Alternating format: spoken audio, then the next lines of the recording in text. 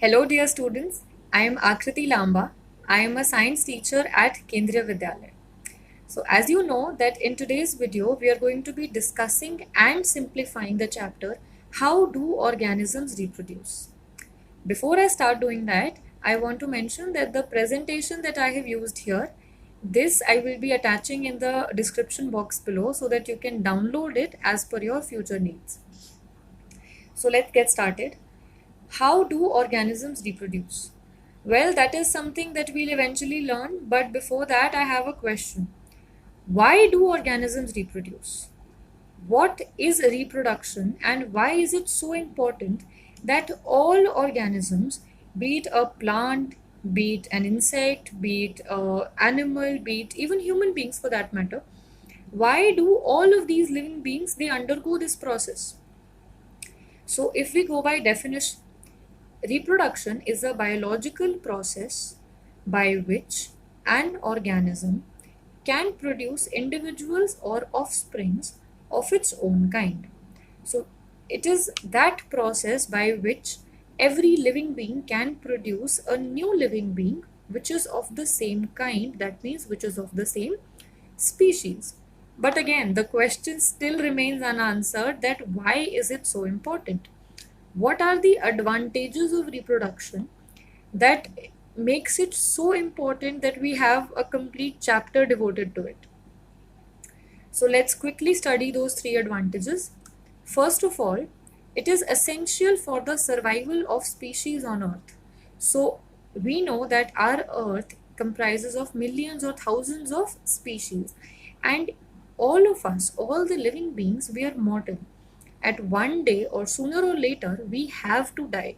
So when we die, and if we do not reproduce, then the individuals of our species will eventually finish. So the species will not be existing any further if reproduction stops. The second one is it ensures the continuity of life on Earth. Now, what do we mean by continuity of life? Today, we have diverse forms of living beings on the planet. But say suppose if all the living beings stop reproduction, then in that case, after a point, let's assume 100 years or maybe 200 years, when all the living beings have died, at that point there will not be any life on Earth. So in order to make sure that Earth is still the living planet, reproduction needs to happen.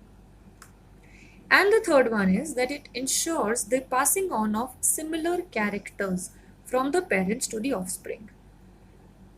By the process of reproduction, the traits or the characters are being passed on from parent to the next generation, that is the offspring. So if reproduction does not happen, the characters or the traits from the parent generation will not be transferred to the offspring generation. So again, all these three are the important advantages of reproduction. Now, I told you that reproduction is carried out by all the living organisms, which means that such diverse organisms are undergoing the process. No wonder it is going to have varied forms or varied modes. So let's try to understand and categorize them. For the ease of understanding, we have grouped them into asexual reproduction and sexual reproduction.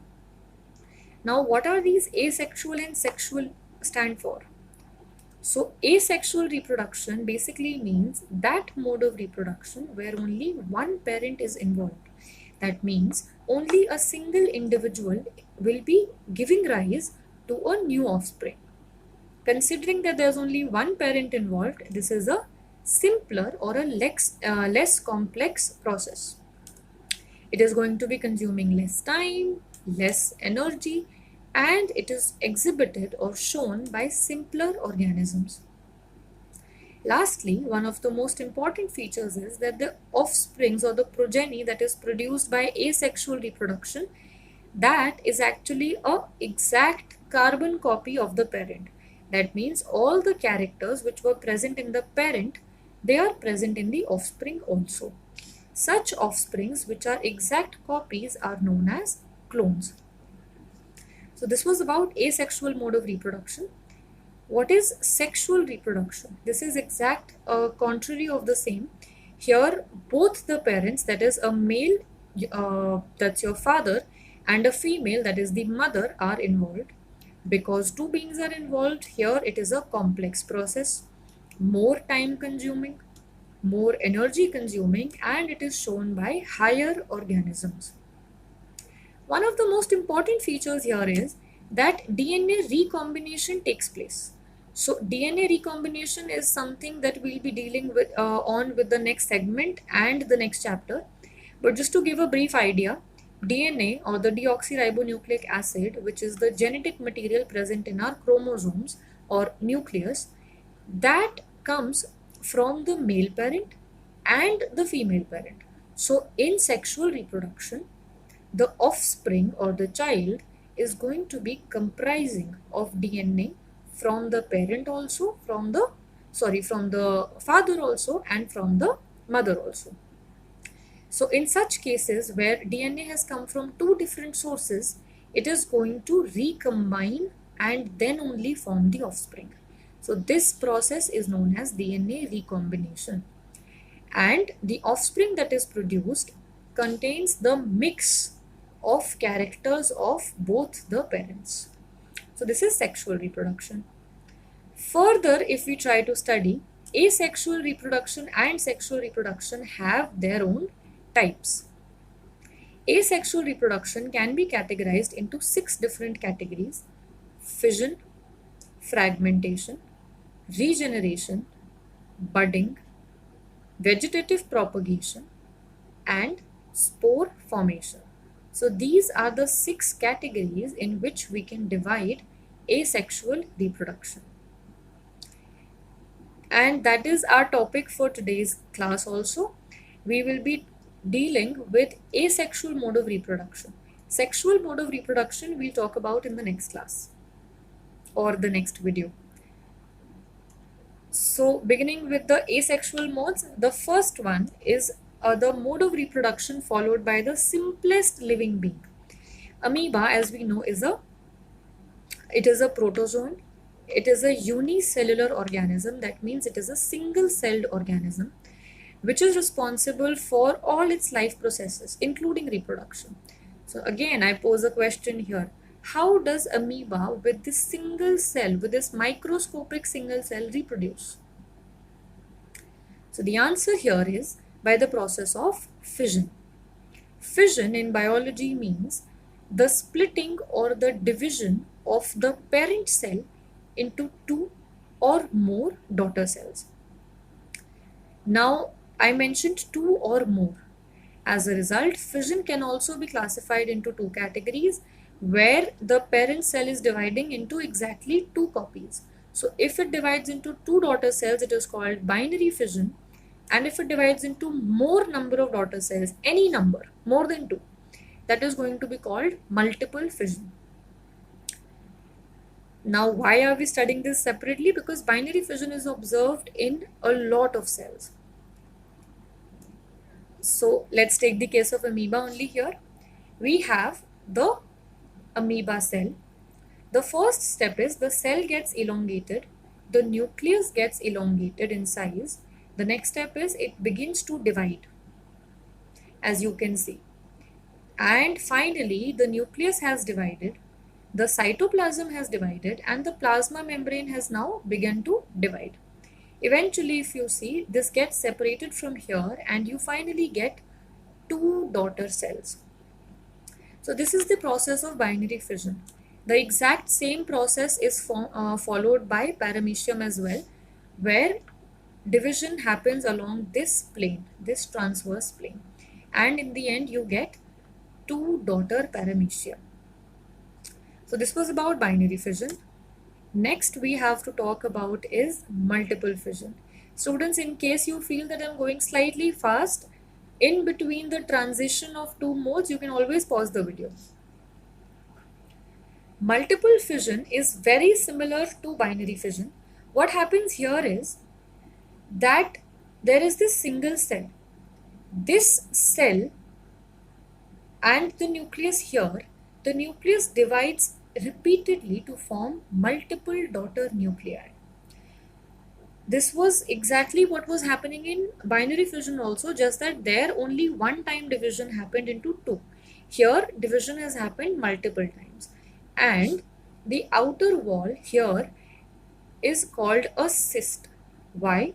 Because the cell membrane of this cell has developed into a thick coat to protect the inner constituents. This cyst is formed. Later on, this nuclei will gather some cytoplasm and eventually form daughter cells. These daughter cells do not come out of the cyst as long as the cyst wall ruptures. It is a thick coating. Now, why is this thick coating present?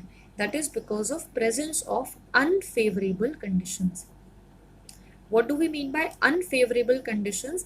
Unfavorable means conditions which are not supporting the growth or development of daughter cells. For example, let's assume that there is no water or moisture around. So the daughter cells will get dehydrated. Similarly, if oxygen is absent or there are extremes of temperature, so in those cases, the daughter cells will not be able to survive properly, and we call them unfavorable conditions. The cyst wall will prevent or protect all these daughter cells from such conditions, and the moment conditions become favorable back again, the cyst wall ruptures. Sorry. So this is whatever I explained is written here. You can have a look. The next thing that I mentioned was about fission in amoeba. It is a peculiar case. Reason being, normally, under normal conditions, it is undergoing the process of binary fission, that is splitting into two daughter cells. But sometimes what happens is when conditions are not favorable, it undergoes the process of multiple fission. So amoeba is an example of both. But again, unfavorable conditions have to be mentioned. So with this, the first mode of reproduction is over. The next is budding. What is budding? It is commonly observed in organisms like Hydra and yeast. Yeast is another household common name. It is a unicellular fungi. So what is budding? A small bud. Bud is nothing but an outgrowth, something which grows outside of the skin. So the outgrowth or the bud, it starts developing on the body of the parent. This outgrowth will take the nutrients, will use all the life processes from the parent cell and start growing in size. Eventually, it develops completely into a new individual. The moment it attains maturity, it detaches itself from the parent body. So let's do this with the help of a diagram. In Hydra, see, this is what a Hydra looks like. Here you have a small tiny bud. This bud starts developing by consuming nutrients and other things from the parent. It has now started developing. It will grow in size and start maturing into a new individual. The moment maturation takes place, it is going to divide from here and fall off and start its life as a new individual. Whereas in cases of yeast, sometimes what happens is that the new bud that was formed, the new organism that was formed, this has not completely fallen off. So it chooses to stick to the parent wall still, and again, so the next bud also sticks, and eventually what you get is a chain of buds. See, biology is a science of exception. There is nothing known as which is permanent.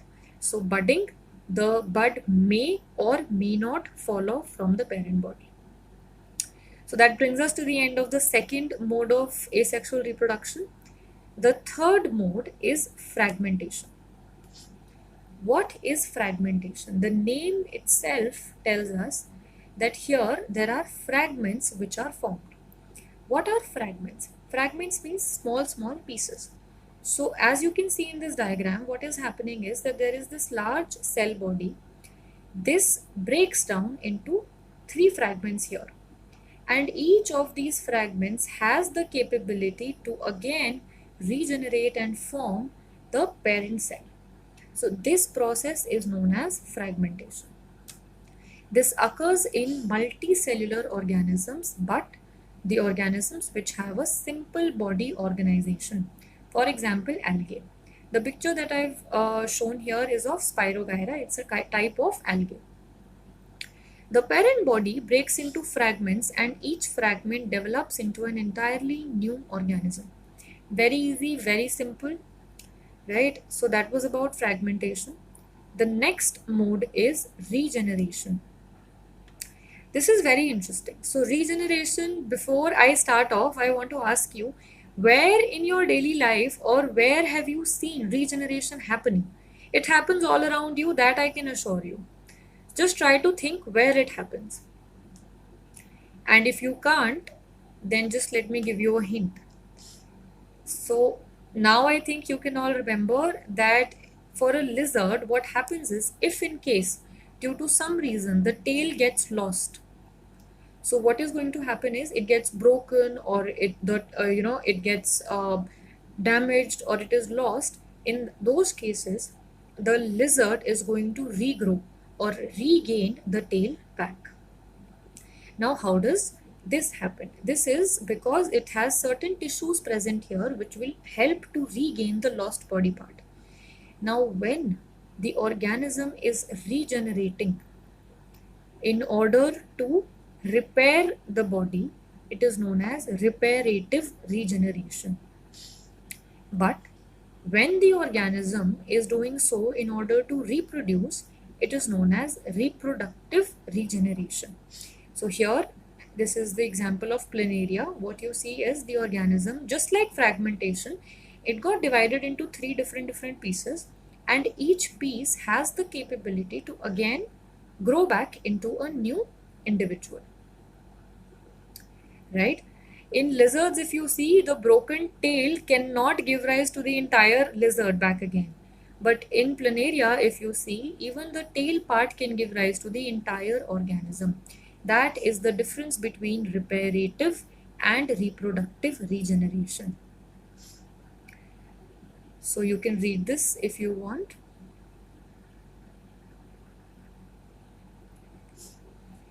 Next up, I told you that regeneration and fragmentation are very similar. In both of them, you have fragments or pieces being broken, and each of the piece gives rise to a new individual. But what is the difference between the two? There have to be a major difference.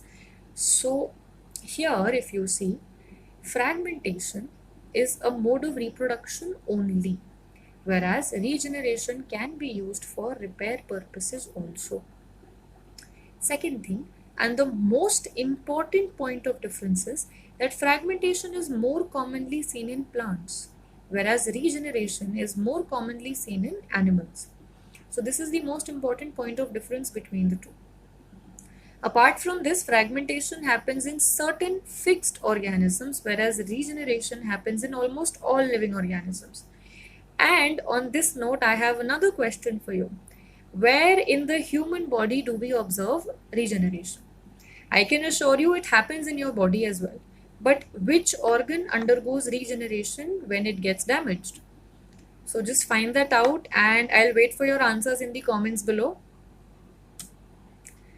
Alright, so moving forward to the next section, the next mode of reproduction.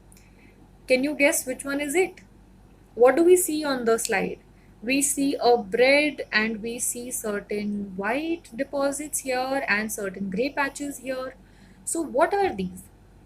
Well, if you keep a bread aside in the kitchen for about a week or maybe about 15 days, what you see is you see certain white and gray patches on it. Why do these? Where are these coming from? That is because we say that the bread has gone stale. That's what we say, that bread खराब हो गई है. पर वो खराब हुई कैसे? Because there are certain microbes which have started developing on this. How? This process is known as spore formation. Spores are microscopic round structures which are produced by certain fungi and bacteria. Now these spores, also called as the reproductive units, they are present in a sac-like structure which is known as sporangium. So you can see here a sac is present, that is known as sporangium. This sporangium contains hundreds and millions of spores. Each of these spore has the capability to again rise up and form the fungal structure.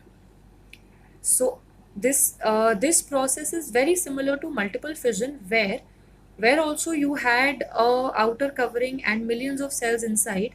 So similar structure is present here in the form of sporangium and spore.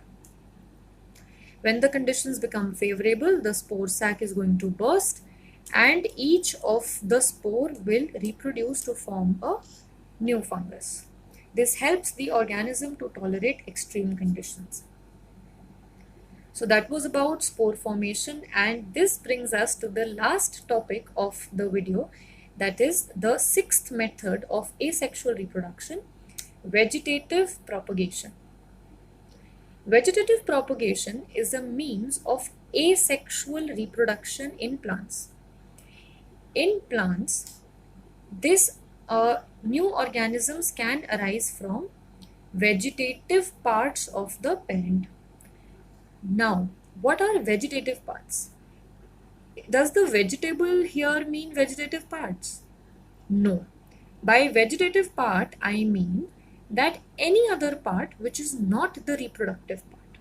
So in plants, what you have is the flower, as we have studied in previous classes, is the reproductive organ of the plant. It contains stamen and pistil. So flower comprises of the reproductive organ. Apart from the flower, anything on the plant will form a part of its vegetative part. So for example, vegetative parts can be the roots, the stem and the leaf. Anything but not the flower. So the first part is vegetative propagation through roots.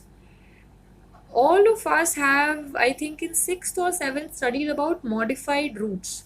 So which modified root is being shown on the slide? Well, this is a sweet potato, or as we commonly know it as shakargandhi. So if you have seen the look of it, you have certain depressions present. Each of these depressions have the capability to regenerate buds, and these buds will eventually form a new plant. So buds are present on the roots. When planted in soil, these buds give rise to new plants under favorable conditions. You provide it with nutrients, you provide it with water, and eventually a new plant will grow. So that's how sweet potato grows. If you want, you can also try this at home if you have interest in plants. Okay, so moving forward, next one, vegetative propagation through stem. Now, how does this happen? Which is the most common modified stem that we use, that we eat for that matter? I think each and every one of us in the Indian household use this. It is the potato. So here you have tiny small little buds, right? We used to call them eyes. So these eyes have the capability to regenerate and form buds, and these buds, if planted, can form the entire plant. You can even ask your mothers about it. If the potato is left in open for about a month or about 15-20 days, or if you just moisten it, sprinkle some water on it and leave it, after a few days you will observe certain green buds coming out of it. So this is something that you can do at your homes as well. Another modified stem that we can use is ginger or adrak. So again, buds appear on the stem, and when these are planted in the soil, a new plant can be grown. And similarly is the vegetative propagation through leaves, where new buds are formed at the leaf margins. And these buds, when they develop, they fall off, and if again they fall on the moist ground, if you plant them, you can form a new individual. The picture that I've shown here is from the bryophyllum plant. This is the most common example for vegetative propagation through leaves. So this was all about natural vegetative propagation. That is how vegetative propagation happens normally in the nature. Apart from this, even we can perform vegetative propagation by human intervention. That is, when we use the plant, the root or the shoot or the leaf We maybe cut it, we combine it with something else, and then we plant it. So if human intervention has been put in, then it is called as artificial vegetative propagation. Too much details I would suggest are not required, so let's not get into that. It is done mostly for ornamental plants, for example rose. So the last topic, the small little thing that's mentioned in your book in a box, is known as tissue culture. What are tissues? Tissues are nothing but a group of cells. What is culture? When you grow something in an artificial medium, that is known as culturing. So tissue culture refers to the growth of tissues in an artificial but suitable growth medium. That is known as tissue culture. This artificial growth medium, normally the medium that we take is agar medium, AGAR, agar medium. So this nutrient medium is kept under aseptic conditions. Aseptic means conditions free from any kind of germs or microbe. Sanitized conditions basically. So again, this is also used for ornamental plants. Why are we doing this? So tissue culture is basically culturing of plants in a lab. But why are we doing that? Because it is a fast process. It is less time consuming. The plants, it is less space consuming. The plants that are formed, they are disease free. And lastly, the plants can be grown irrespective of the weather, the temperature and the outside conditions. Reason being, they are grown in a lab. Now, how do we do it? The practical application of it is known as micro propagation. What you're doing here is basically, you take out the top apical meristem. You would have done this in 9th, the top growing tissue of the plant. So you take out this apical meristem and you plant it in a growth medium of agar. What will happen is this meristem will divide rapidly to form a mass of cells. That mass of cells is known as callus, CALLUS, callus. That mass of cells is undifferentiated, that is, the meristem just repeatedly divided, and then eventually those cells will take up different functions and form small little plantlets which later on can be planted in the soil. So basically आपने एक tissue लिया, tissue को growth medium में डाला, growth medium में उसने अपने आप को डिवाइड किया, कैलस फॉर्म हुआ, फिर वो कैलस से अपने डिफरेंट फंक्शंस लेगा and it is going to finally form plants. So micropropagation and tissue culture are interrelated. So with this, students, we end the topic of asexual reproduction. Quickly getting back to the first slide again, significance of asexual reproduction is that the characters can be transferred from the parents to the offspring more efficiently. Reason being, clones were formed. There's a short generation time, energy efficient, and I told you clones are formed. But there, you can't have all advantages, right? There have to be some disadvantages also. So disadvantages are, recombination of genes is not possible. I told you that's possible only for sexual mode of reproduction. Second, the population here tends to be genetically stable. What do I mean by genetically stable? So if recombination is not happening, that means जो character एक बार parent में थे, only they are being transferred to the next generation. There is no scope of any alteration, any addition or any modification. So the genetic composition remains the same. And the lastly, mutations and abnormalities are transferred directly to the offspring. So if at all there is any abnormality, any disease in the parent, it will be transferred to the offspring no matter what. So here this is a very major disadvantage. So students, this brings us to the end of the chapter. Sorry. This brings us to the end of today's topic, that is asexual reproduction. And so I hope that I was able to explain to you the topics well and you've understood. Thank you so much for watching. And for your assessment, I have put in some questions here. So you can go through them, have a look at the answers, and I would really appreciate if you write the answers in the comment section below so that you can also discuss and I can also verify if those are correct or not. So the first one, which of the following organism reproduces asexually through fragmentation? fungus, protozoa, algae, or the fourth one being plant.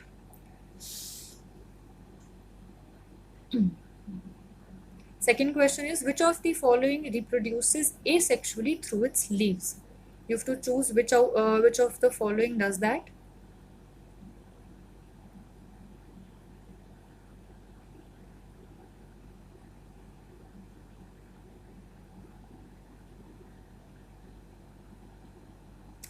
So the third question is, the mass of undifferentiated cells during micropropagation is called what?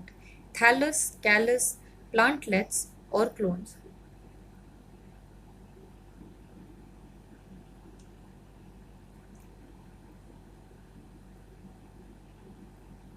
The next one, the round structures which help the fungus to tide over difficult situations are called what?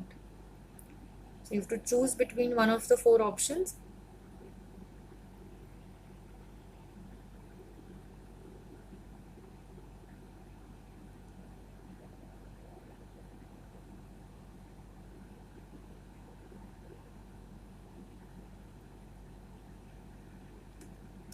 And the fifth question is, which of the following statements about spores is incorrect?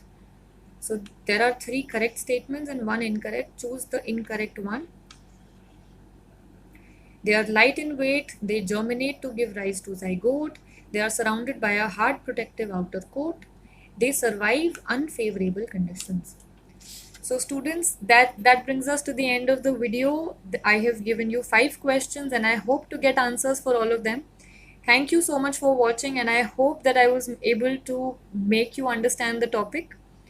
So you can always leave your feedbacks in the comment section below. I hope that you liked it.